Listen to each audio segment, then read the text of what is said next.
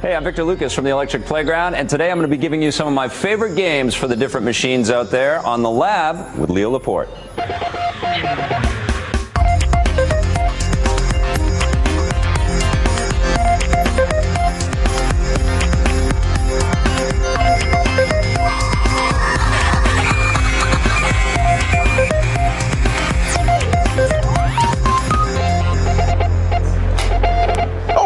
How are you? Good to see you. And welcome to The Lab with Leo, ladies and gentlemen. I'm Leo Laporte. This is Kate Abraham. Hello, Kate. Episode 124. Wow. You say that every time.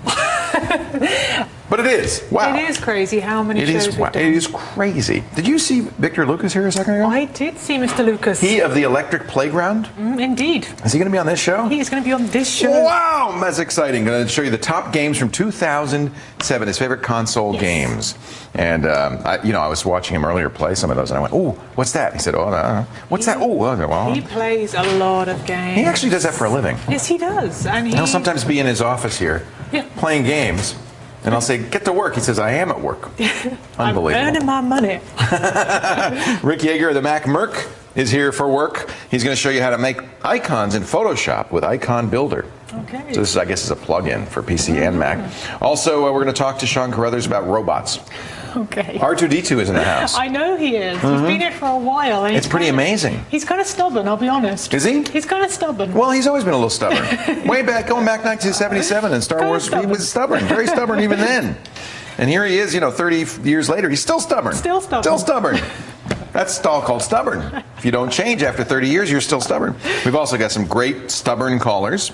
You're stubborn, aren't you? I'm awfully stubborn. Are you? Absolutely. I dig my heels in and I'm not moving. For some reason, I just kind of knew that about you. Absolutely. My daughter is stubborn. Maybe it's a female trait now. No, not necessarily. No. But some are. And you are. You are one. I'm really stubborn. I am not stubborn. Dig my heels in, and that's that way or no way. Yeah, so you drag me wherever you want, because I'm a pushover. I'm the opposite of stubborn. Which is a good combination. Yeah, I'm a little flaccid noodle. I got nothing. I got nothing. I blow whatever way the wind blows. I go, okay, well, that's fine with me. There's nothing wrong with that. I'm not stubborn. I should be more stubborn. You should be. Yeah. Well, let's get to the calls, darn it. How's that? Was that good? See, I don't like that. I liked him. Okay, so our next caller is Richard from Peterborough in Ontario, and he is using Skype today, but he nearly broke his webcam. Bit of duct tape, back working. He's not stubborn. He's persistent. He's persistent. That's a good stubborn. Persistence pays. Hello, Richard. How are you today? Not too bad, Leo. Via duct tape. Made it. He's duct taped to his monitor there. That's a good-looking picture. Well, the webcam didn't break. The base broke when I dropped it on the floor. Oh, dear. Oh, dear. Oh, dear. Well, I hope everything is going to be all right. What can we do for you today? I am looking for possibly an MP3 player, well, a audio player, like an MP3 player. Yeah. For lossless compression. Ah. Yeah, this is something, it's actually an interesting topic. And I think a lot of, are you an audiophile? Is that Richard? Would you qualify yourself as an audiophile? No, it's just the way I recorded it. I recorded it originally from all my vinyls. I think that's smart. You recorded it in high quality. So here's the issue on all of this. Of course, there is some degradation inevitably by mere fact you're digitizing something. In fact, recording something degrades the sound. That's why live musicians often say, these audio files are crazy. It never sounds as good as a real performance. But you gotta record it most of the time. We can't have a string quartet in our living room every day. So you record it. That degrades it a little bit. Then you digitize it. You put it into bits, ones and zeros for your computer. That degrades it a little bit. But the worst insult to the music is when we compress it.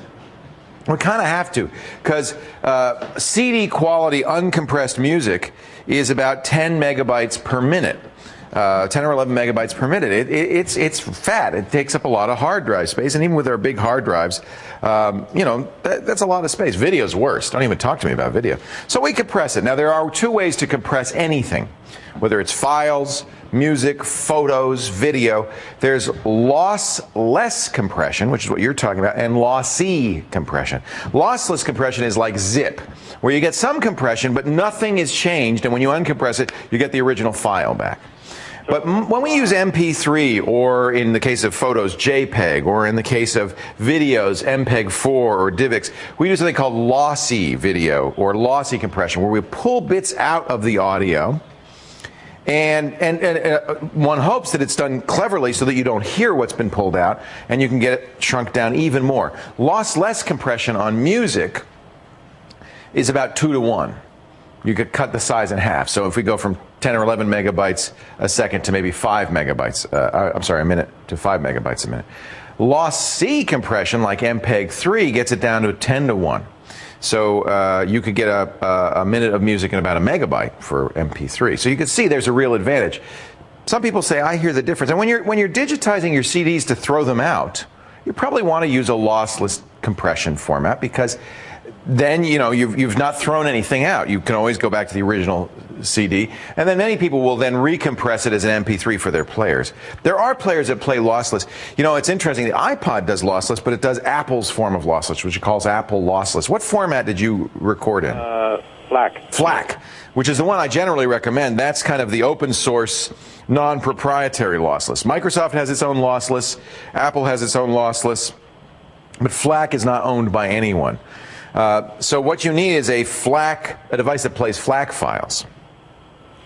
Yes. Yeah, generally I would say, by the way, most people will re-encode, keep the FLAC, re-encode as MP3, and then put it on any device. I'm going to have to defer to our friend Sean Carruthers here, who has tried more MP3 players than any other.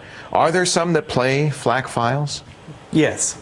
Apparently. Have you ever seen one? No, I've heard rumors of ones that play it. Apparently iRiver has a couple that do that. Kawan from Korea has some.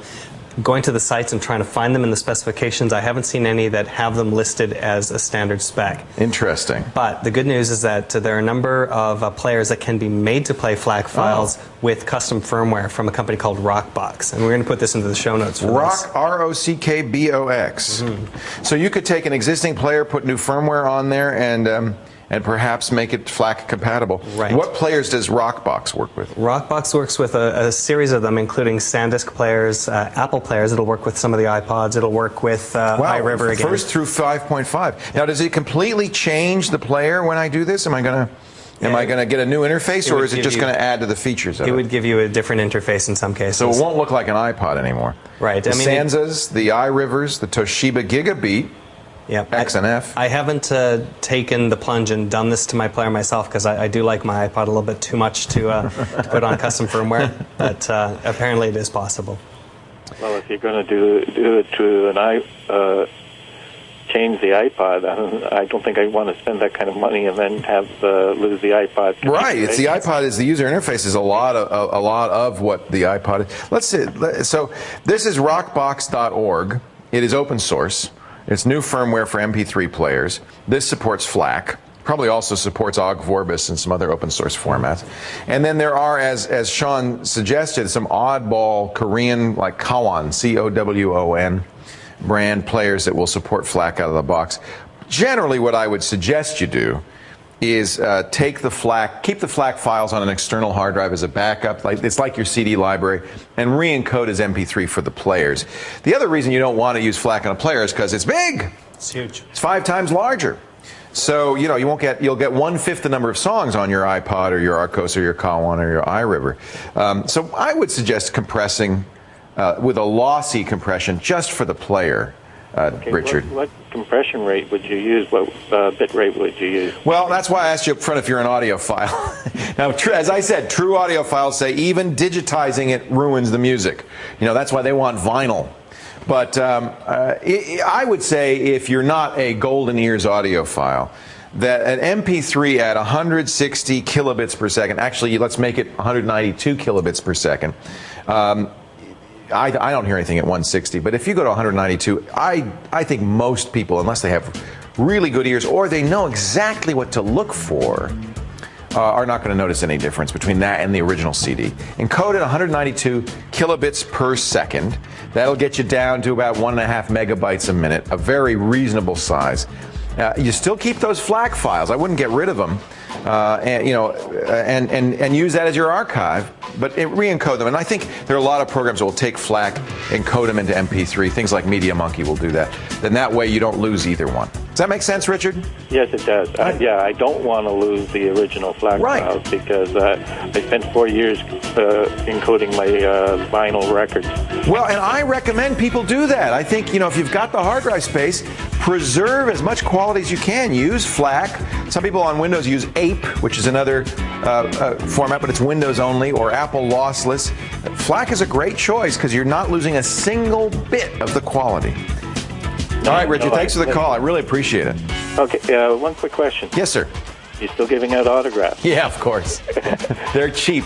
I just sign it. We got lots of pictures. I'll sign one for you, Richard. Hang on the line. We'll get your address and we'll send it out to you. Okay, thanks. Thank you so much for watching. I really appreciate it. All right, take care. Yeah, it's an interesting question, and there are even people who say, from a psychoacoustic point of view, that the only digitizing ruins it. So your brain has to work to decode it. I don't know. Everybody's listening to MP3 now, so I think maybe that's the way it is from now on. You don't hear about this kind of high-end audio as much as you used to. Rick Yeager's coming up. Have you ever wanted to make your own icons? You can with a little plug-in for Photoshop. It's called Icon Builder, Mac or PC. We'll talk about it. And the live continues right after this. Stay right here.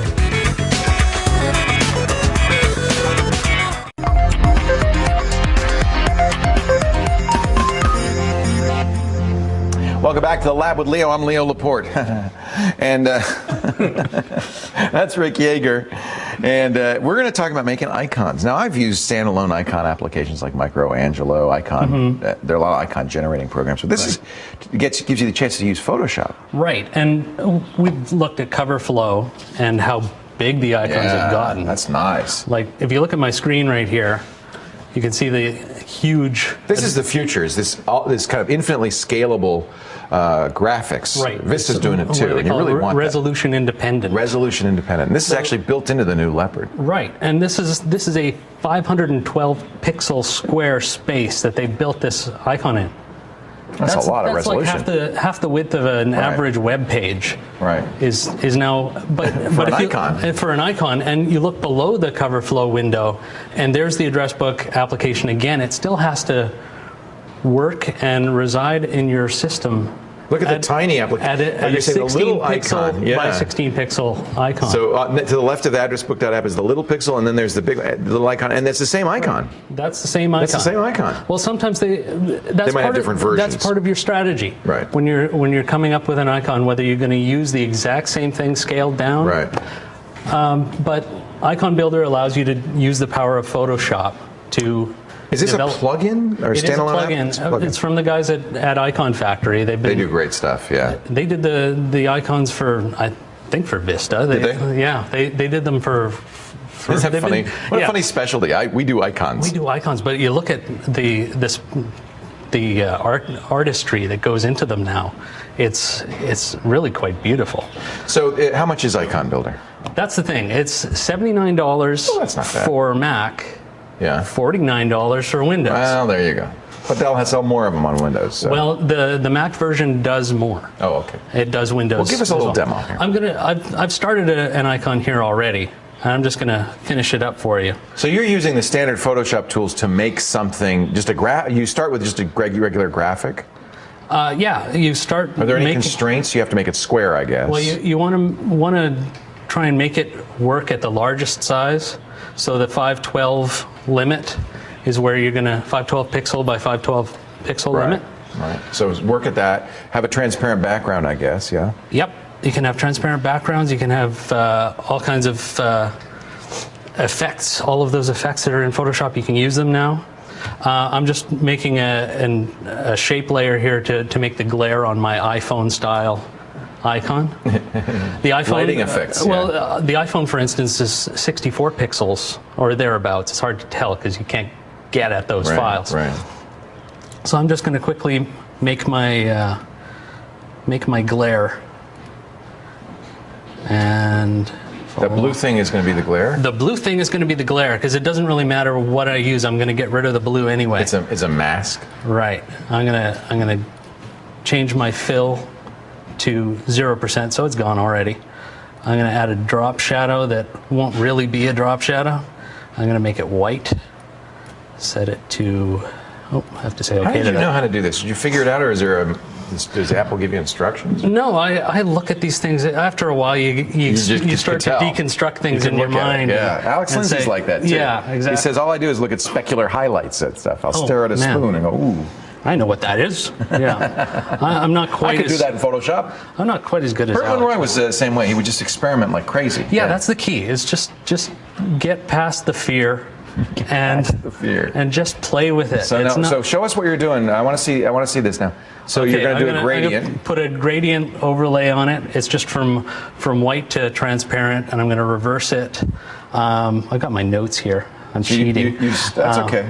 So you're taking this mask and you're making it light, dark to light at the top. Oh well, white to transparent. White at the top, transparent, and that's it really. That's the glow. That's the glow. And now, it is. If I zoom out, if I hide the guide, that's all it is. it's really simple. Once you know, it kind of takes this magic out of it. Right. So there, I made an icon, and now what do we do with this icon builder? So I've got this icon made. I copy merged, and Icon Builder comes with these templates. So this is the plugin running now. Well, it's not the plugin. This is the way you kind of interact with the plugin. Oh, okay. So I'm going to place my icon into here, and I position it using the correct tool. I see. So that's going to be where the icon lives. And then they also package put a drop shadow on it too. I gave it the drop shadow. All of the instructions to make this icon are on in the show notes. The plugin comes with Photoshop Actions, and I just click play. And it'll actually generate all the sizes. Yeah, it starts grabbing that icon, generating the sizes and positioning it. So you really only had to work with one. Oh, look, and if you wanted to mess with a little one to make it look better, you could. Right. But part of what I did when I chose the obligatory @ symbol is I chose a symbol that scales very well. Right. So you don't have to mess with it. So you can use type and letters. Use your dingbat fonts. Do you want to rasterize the type, or do you leave it as the true type font? Well, it's got to come down to pixels eventually. Okay. So, but that's my question, I guess. Is it better to rasterize yourself or to do it later? Well, start off when you rasterize at the largest, and then scale down. Got it. Okay. That always looks better. And then you invoke the icon builder. Build me an icon builder. Build me an icon. Just hit this. And is this going to save it out in a standard file format? I'll show you what it saves out in. You can save out in Windows ICOs, all of these Macintosh formats. ICNs, custom icon, BMP, GIFs, PNG. So for no matter what platform this is going to run on, whatever you're going to do with it, you can even make your fav icons for your website with this. Oh, this is cool. 16 by 16. And because it's Photoshop, anything you can do in Photoshop, you could do. All of your existing artwork, you can quickly make really neat. Make an icon of it. $49 for Windows, $79 for Mac. Icon Builder from the Icon Factory. iconfactory.com. Rick Yeager is at macmerc.com, and I guess we're going to see a lot of cool. Actually, you just did a redesign. Did you use this for your redesign? Because there's lots of cool new icons on there. Yeah, I used the tutorial for the iPhone. Very cool. Icon. Everything's got glow and glare now. Thank you, Rick. MacMerc.com, and our show notes describe step by step and give you a chance to get this program too at thelabwithleo.com. Now, let's take a close-up. You're good visually. You might be able to do this. A close-up is something we'd find around the lab. Okay, that's clearly a screen. But what kind of screen? I don't know. Think about that. Looks like it's saying lab. Doesn't it? L-A. No, it couldn't be lab. Think about that. We'll zoom out and find out when the lab continues. You stay here.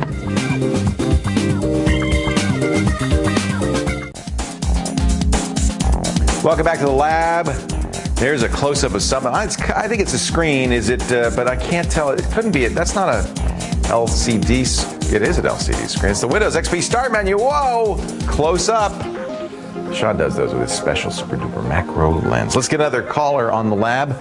Kate Abraham, who do you have for us? We have Jonathan from a place called Stockton in California. A place called Stockton. Sounds very English. Stockton. Fat City, they call it. It's where American Graffiti was filmed. Did you know that? No, I didn't. Hell, I bet Jonathan did. Hello, Jonathan.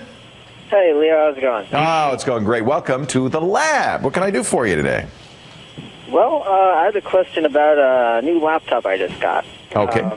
I purchased a ThinkPad Lenovo laptop. And I like those quite a bit. How do you like it? Oh, I love it so far. I got it for a lot of my engineering courses, and it's working out great. Yeah, these are Lenovo is a Chinese company that purchased the ThinkPad line from IBM. But people who love the ThinkPads were a little nervous at first. But I have to say, many people think that these are actually better than the IBM ThinkPads. They've done a really nice job. They're very similar in look. Performance is improved. They're rock solid. They're just nice systems. Which one did you get? Yeah. I got the T61P series. I love the T61. Yeah. Good choice. So how's it working out for you? Well, it was working great. I got it pre-installed with Windows XP on it. Okay. And it came with a lot of extra stuff I really didn't need. Yeah. I reinstalled it with my own copy of XP that I had. Okay. And I put all the drivers on it that were on it before, and everything so far works perfect on it, minus the Bluetooth.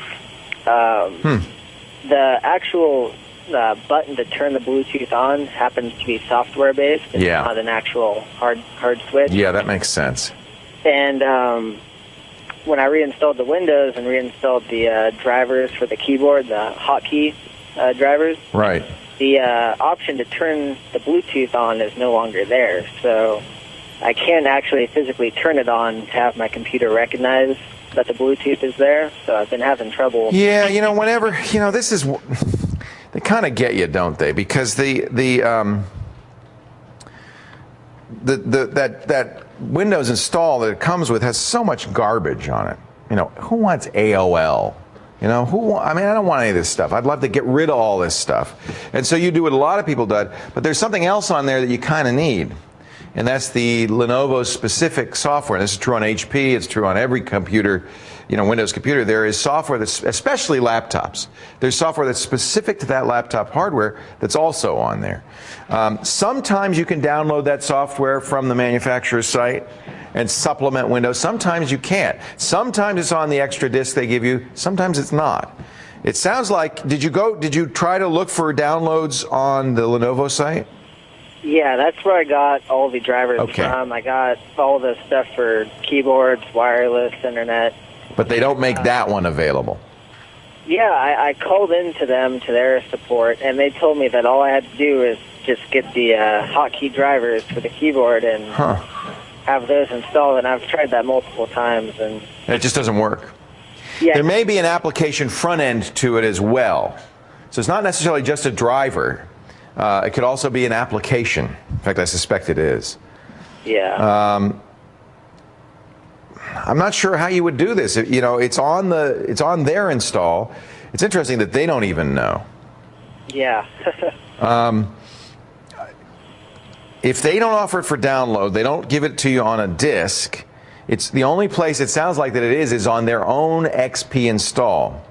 So you have a couple of options. You could try to dig around in the XP install. You'll probably be looking in cab files, and you don't know exactly what you're looking for, but you might be able to find the Bluetooth front end and install it. It'll be buried in a cab file. Those are the cabinet files, the archives that Windows installs from.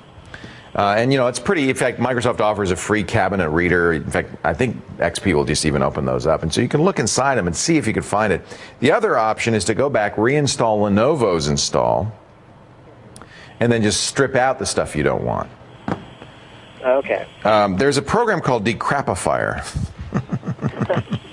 I apologize for the name, but that's what it's called. It was originally written to remove junk from I think HP computers, but now they've extended it to work on a lot of different computers. It basically uninstalls a lot of junk that's on your system. Yeah. This might be a better or an easier way to do it, which is to reinstall the XP and then run this program on it, and get rid of the stuff that you don't want because the problem is you really need that extra stuff that Lenovo puts on there. Yeah. I mean, you're obviously a sophisticated guy. It sounds to me like there is an application front end Lenovo is, for whatever reason, not offering for download. And you'll have to get that out of the install or go back to where you were and just remove the stuff you don't want. Does that make sense? Okay, yeah. It is possible that coincidentally the Bluetooth stopped working. You know, and that's why it's not working. Okay. Yeah. That is a possibility, and I can't ignore that. It's awfully coincidental, isn't it? Yes. But these things also happen, and you know that's where you really get the tricky problems in solving troubleshooting your PC is when something completely unrelated to what you did happens, and you assume it's what you did that did it. In fact, it wasn't. It just stopped working for other reasons. I would also look in your setup, your BIOS setup, make sure you've enabled it and all that stuff. Okay. Okay? Hey, good luck. Another way to try it, that's not. I was going to say maybe install an ISO of Linux to see if the hardware is working, but if it's specific to Lenovo, that's not going to work. That's not going to work.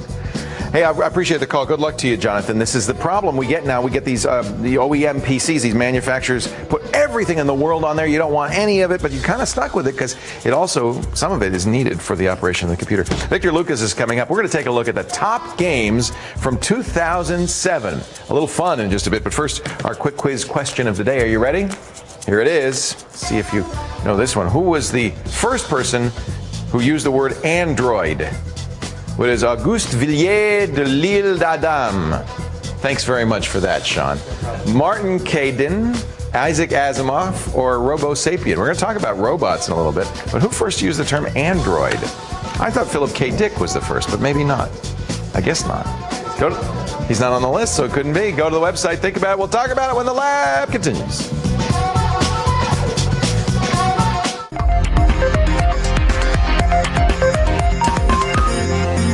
Welcome back to the lab. Here he is, Victor Lucas, the guy who plays games for a living. Isn't he lucky? He's with Electric Playground. Of course, he's a big boss around here. Big cheese around Reedy Productions. It's good to have you on. I can't believe we haven't had you on. 124 shows. Well, I wanted to give you guys some time to get everything going. Ease into it. Yeah. Ease into it. I didn't want to push myself into the show. I have to say, I am so elated that we get to work together. I'm having a great time with you here. It's really awesome fun that you've joined the group. Well, you've made a nice space for us. You really have. Thank you very much. We have a great time. We're very proud of this show. So, but I'm not kidding when I say I wander by his office and he's going like this, and I say, "What you doing, Vic?" "Oh, working hard." One of the questions I get asked all the time is if I play these games. You know, you are a gamer. I have to review them, and I am resolute. I have to make time. Well, does it get to be work? Sometimes, if the game sucks, it's definitely work, and you got to plug hours into it, and you're like, man, my life sucks right now. I wish I didn't have to do this. But then you get the amazing games that, like some of the ones I'm going to talk about today, which make it all worth it. So a half dozen really great games. This was, you said, the best year in a long time for gaming. Honestly, by the end of this year, after Assassin's Creed and Mass Effect, because we're taping this before these games have shipped, this may be the best year in games. And I've said that in other years before, but this year is just phenomenal. Not a great year in PC gaming, though. Well, there's good PC games out there, but a lot of them are ports from console, great console titles. It's all moving to console. These are Xbox 360, PlayStation 3, even the little ones like the Nintendo DS and the PSP. Yeah. That's where all the good stuff is coming out first. Yeah, right now, I think because the Microsoft 360 and the PlayStation 3, they kind of got the leg up on hardware and the architecture on those systems. But the PC's catching up. You used to have a PC to see the best gaming experience. Now you get a pretty good experience on the PS3 and the Xbox. Oh, you get an amazing one, absolutely. And the PC is playing catching up. Yeah, you just put the disc in, it works. You don't have to worry about drivers and all that stuff. Yeah, the big sort of thing that's coming up right now, though, is multiple consoles, because people are getting a little bit annoyed having all of these different machines hooked up into their TV set. And a lot of publishers are saying, look, we just want one machine. And wouldn't it be cool if there was one DVD-style game system where everybody was developing? That'll happen. They can't even figure out how to get HD DVDs unified. I know. Let alone Sony and Microsoft in bed together. I know. All right. Well, we fortunately have good games on both platforms. Let's start with this is actually a Nintendo DS game, Metroid Prime 3, right? That's a Nintendo Wii. I mean, Wii. Did I say DS? It's Wii. Yeah, Nintendo's making so much money. It's a hot game. Yeah, it's an incredible game. And the Wii's taking some knocks right now because people are talking about it as a casual game system. Right, or a kid's gaming system. Or a kid's gaming system. This is not a kid's game. No, this is a very cool action adventure, first-person style, but it's not a traditional shooter. There's a lot of meat in here. There's lots of stuff to kind of digest and a great story to kind of wrap yourself into. Can we skip do we have some gaming? Because we were just seeing the options screen. I'd actually like to see the game a little bit. How does it use the Wiimote? Oh, the Wiimote and the nunchuck are used beautifully. I mean, it's targeting with the Wiimote, and then you do great things with the nunchuck, like send out a zip line and grab and yank stuff off of doors. And so that's you there on the right. You're a Metroid. You're in a suit. Yeah, that's Samus Aran. She's the. That's a bad guy, obviously. Yeah, and the great boss fights. I mean, that's huge. I'd say this is the best looking Wii title out there right now. I didn't think Wii was capable of graphics this good. This looks better than I would have expected. Yeah, Retro Studios in Austin, they are doing some of the best work in all of Nintendo's family there. Still not high def though. It's not. It's 480p, but it's true 16:9, and it's gorgeous. It looks amazing. I was doing some side-by-side comparisons between this and BioShock because I was playing them both at the same time.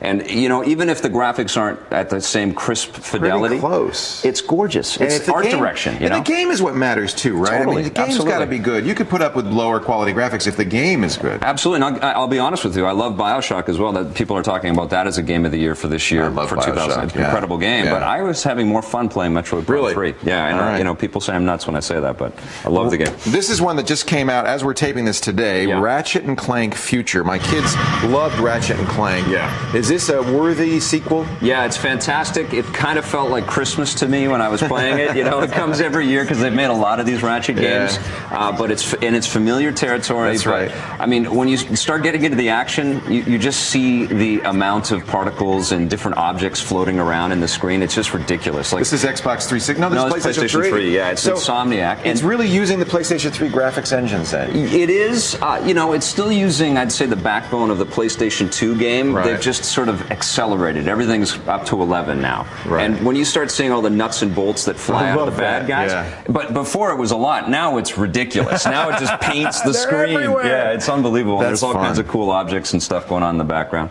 So we loved the Ratchet and Clank series. I can't wait to play this one on the PS3. I mean, look, there haven't been many great games on the PS3 this year. No, there haven't. They're having a tough time because what's happening is the developers are more familiar with the 360 architecture. This always happens when there's a new platform. Yeah. It takes a while to get up. This PS2 was tough. Yes, but this is even tougher. Yeah, this I think is the hardest console transition. The architecture is really complicated, and I had somebody describe the PlayStation 3 and the Xbox 360 to me like this. The Xbox 360 is kind of like a 10-gallon jug, and the PS3 is kind of like 11 one-gallon jugs. And so they have to kind of figure out where to put the memory and where to put all of the the different architecture and assets and all that stuff. It's a whole different way of developing. It is two totally different systems. So if you've got a team that's sort of leading on the 360, then they have to port to the PlayStation 3. Very tricky job. Would you say Ratchet and Clank is the best PS3 game this year? I'd say it's one of the best for sure. Resistance Fall of Man. Resistance was last year. Sword of Heaven is pretty good. Heavenly Sword's pretty cool. Sword, Assassin's Creed I still have not played, and that'll be out later. Yeah, that should be amazing. That's from EP's Jade Raymond she's the producer on that. Oh, really? Yeah. Oh, well, no, you gotta like that. Well, it's also the Prince of Persia team, which I loved. Oh, they did great stuff. Yeah, so this should be a phenomenal. And next year, Metal Gear Solid's going to be Metal Gear Solid 4. The game of the year, maybe. Absolutely. Let's take a look at Logan's Shadow. We have this right here. This is for the portable. This is the PSP. PSP game. This is done by Sony in Bend, Oregon. Really? Yeah. And they're way in the middle of nowhere, and they just focus on these siphon filter games. And since they moved to the PSP, they've made their best work. This is phenomenal graphics that look like they would be on a PlayStation 2. It's not PS3 caliber, but when you see it on a little handheld screen like that, it's amazing. It's really, really great stuff. They've added swimming and underwater attacks and stuff like that. You can actually get spear guns and take out other guys. It's total James Bond kind of vibe. Great game. The PSP is not dead. I mean, they've got now. This is the new little version. Yeah, and actually, they did something cool in Japan. They re-released Metal Gear Solid Portable Ops, which is a pretty big success out there. Yeah. Just at the same time as they released this and a Final Fantasy game, sales shot up like 400% or something. This is the PSP. How much is Slim. It's $199 in Canada, $169. It's a lot less. It's come down. Yeah. I paid $500 when the PSP came out because I got a few games and stuff. It's come down quite a bit. That's great. And you know what surprised me about this machine? It's actually really robust. The original one. It doesn't feel as big. But it is, you say it's pretty solid. Yeah, it is pretty solid. When I first got it, it looked so fragile and the screen takes up so much real estate. won't let me show the best part. No, I'm sorry, the time is not up. We were going to show Legend of Zelda, which is great on the Nintendo Wii. DS. DS, yes. Okay. See, there's so many consoles. It's hard to keep track. But the orange box, this is something you wouldn't expect, frankly. This is, it's 5 amazing... They're old games! Well, yeah, Half-Life 2 is like 3 years old. But they've never been on the Xbox. They've never been on the 360. Episode 2 is brand new for everybody, which is they're making a trilogy of extra little episodes and you get 4 games for $60. You get 5 games. 5 games. Team Fortress 2 is the online portion of it, and it is state-of-the-art online stuff with these kind of Pixar graphics, and Portal is fantastic. Incredible value. If you're going to buy one game, this might be the one. There's so much value for the money, and it's out on PlayStation 3 as well as the PC. So yeah, this is an amazing package. That's the, as we say, la boîte orange. Yes. The orange box. Oh, that's weird. Why is that? We have the French version. That's awesome. Oh, well, there's more, but we've run out of time. So if you want to see all of the Victor's picks for 2007, go to our website, labwithleo.com. And watch our shows. I was going to say, make sure you watch Electric Playground and Reviews on the Run, because that's when you're going to learn about all these games before anybody else does and know which ones to waste your money on. Great year for games. Yeah. Thanks for having me on. Expensive years for games. It's good to see you. Yeah. But I'm gonna run out and buy this, I think. Yeah. Do you think the PS3 version is good as that? I think it'll be great, yeah. They're working on it. It was another one of those port things. I'm looking for a good PS3 game, I gotta say. I'm still looking. Yeah. Hey, thanks for joining us, Victor. We're going to come back in just a second. One more chance to... oh, I'm sorry, more of your calls. Then we'll do the quiz a little later on. Ow, as the lab continues. That's my clipboard. It's fantastic. Isn't that great? Stick your finger in there. It's great. You don't have this on Reviews on the Run. It'd be really good for you. I won't fall for the most.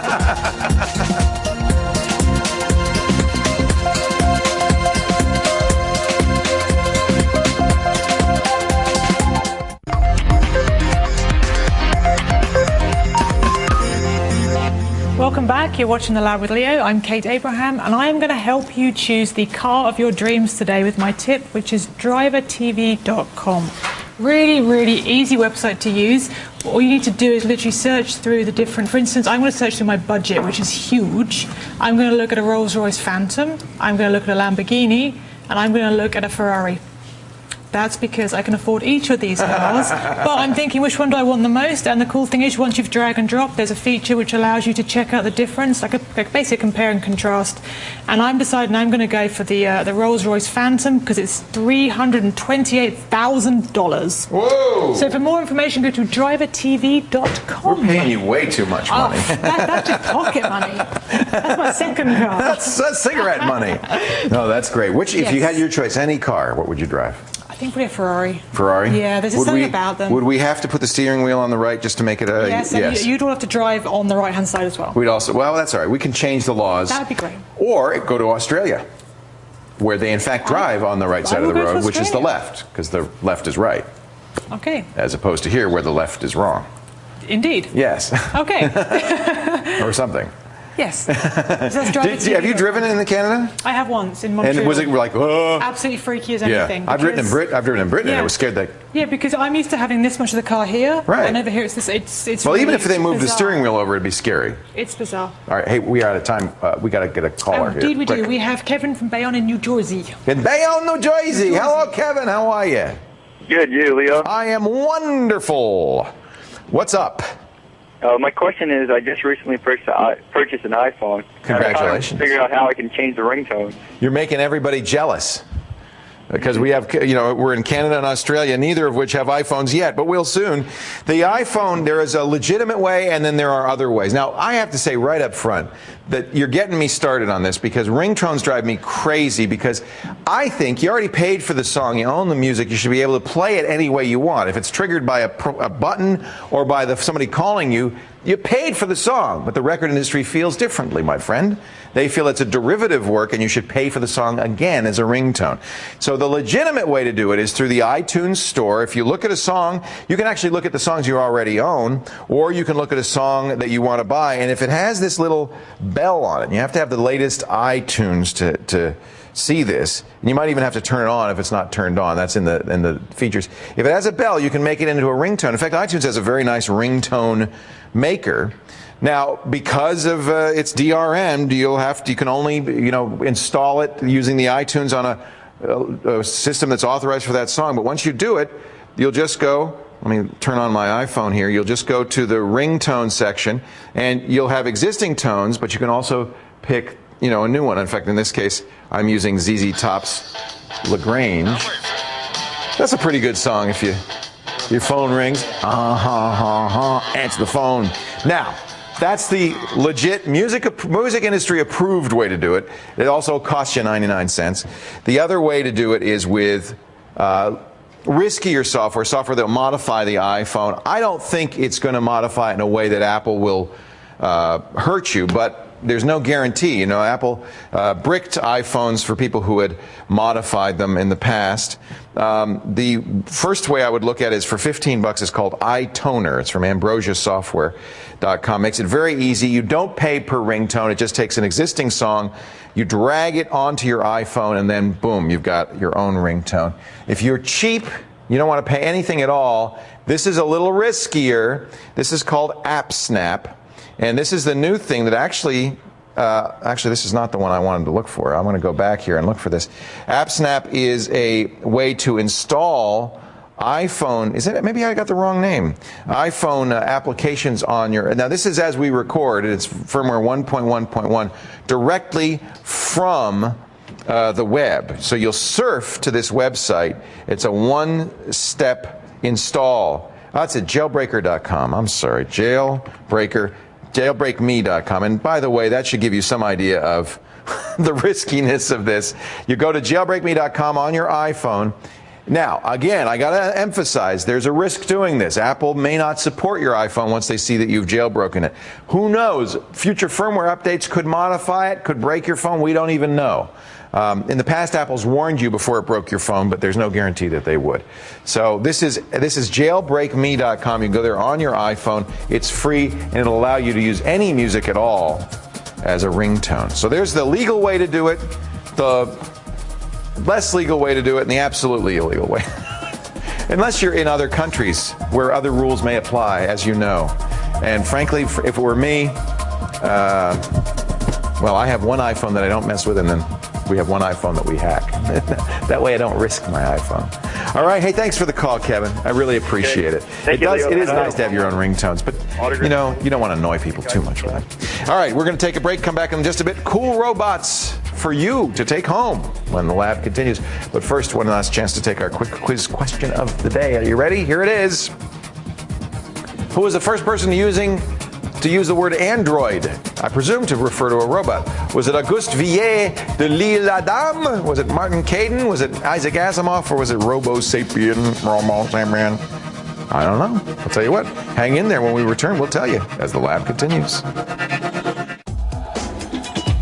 Welcome back to the lab. Before the break, we asked you who used the word android first. I'm going to guess Isaac Asimov, but I bet you it's Auguste Villiers de Woo-woo, because why else would you put him in? And it is. Who is Auguste Villiers de Lille? Well, Leo, he's the person who first used the term android. Was it a long time ago? It was a while back. Okay. It was probably in French. Quite like. I'm thinking, yes. Sean, I hope you got that right. I mean, that's a good guess, right? Because we wouldn't put a name like that in there unless there were a reason. I might trick you one of these days. Yeah, you never know. You never know. Sean Carruthers is here. He's speaking of robots. He has 3 robots on this very table, ranging from the fun, the cute, to the real. So let's start with the fun. This is R2-D2, obviously. Well, yes. Everyone, I think, at one point who's watched Star Wars, who loves robots, has wanted an R2-D2. And he's the most famous robot in the world. Right. So this one right here is from Hasbro. It's part of their Star Wars line, and we got this courtesy of our friends at the Sharper Image. How much is this? Actually, quite a few. This one is about $120. Well, that's not bad. And it's not life size. It's not life size, no, but it does do R2-D2 like things. Does it? Right. So let's turn him on. Power switch on the back. Oh, look.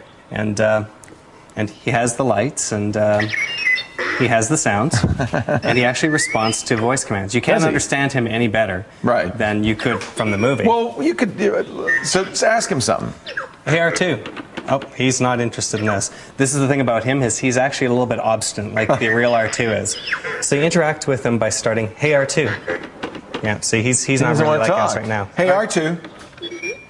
How do you feel about Darth Vader? And the thing about this, he's got these pre-programmed commands. I have to ask him the right question. You have to ask him in the right order. So, hey, R2, do you remember Oop. Yep. Hey, R2. Do you remember? No, he's being obstinate. He doesn't remember anything. No. Hey, R2. Reset. Now he's being Hey, a brat. R2. Screw you. Oh, he didn't. All right, let's try the panda. Let's see if we can get him to. Oh, does he walk around? Yeah. So you can put him down. Hey, R2. Go on patrol. Yes? No? Maybe? I think you confused him, but when you insulted him. I shouldn't have insulted him. So All right. let's That's move fun, on. though. I could see a little kid would like that. Limited in its play, though, because you can only do a few things, right? Yeah, it does have a few games built in, like Spin the Droid and Laser Tag. So that's pretty neat. So it's fun. Like when he's behaving, you can get him to behave. I with a like it little that he bit of doesn't work. behave, because that's kind of makes it a little challenging. It doesn't make it for a great demo here on Well, the that's TV. life. But You were doing it earlier, and it was great. Yeah, he was running around. So let's move on to one that does actually I love behave. this guy. Look so at this him. is He's so from cute. WowWee. They're the ones that do the Robo Sapien. This is called the Robo Panda, and he's very cute. And he's designed for children. So he'll interact with the child, tell stories. So you've got little points here on it that have little touch here spots. So you touch his belly. What game do you want to play? Wow. How much is this guy? This guy is $149. Pretty sophisticated. It's pretty sophisticated. It's not as mobile as a lot of other toys from WowWee, so he doesn't really walk around all that much. He can do a little bit of rudimentary crawling, and he can set He's for himself younger upright. kids. He's for younger kids, so this has limited appeal. It won't last with you for years and years and years.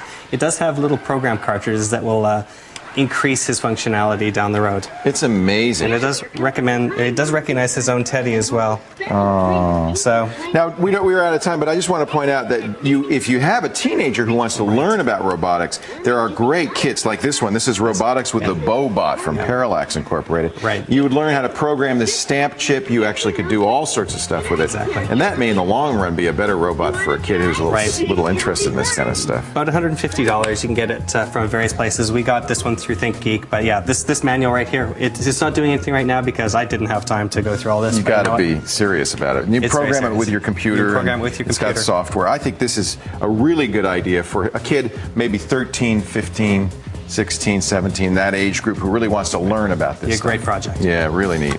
We'll have more in just a bit. A final word right after this. Stay right here. Thanks, Sean. This is great.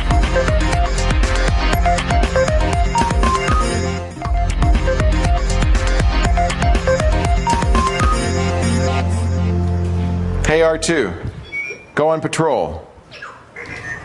Look, it's working.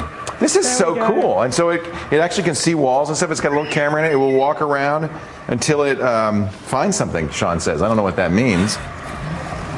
And you can talk to it. You can actually play back the Princess Leia message from exactly. It has lights on it. This is actually a pretty amazing. For $150, it's not bad. It's less than that. It's 120, right, Sean? 120. Not bad at all. He's patrolling right now. You say this creeps you out? Yes, it does. I find it very freaky. I find it really freaky. If you want to be on the show, all you have to do is go to the website. Don't creep out Kate, though, because she won't put you on the show. Yeah, just fill out the form. It's at labwithleo.com. Indeed. And then Kate will call you. We'll set you up. We'll get you on the show. We've got blogs there, all the information about our guests and the things we talked about. Thanks for joining.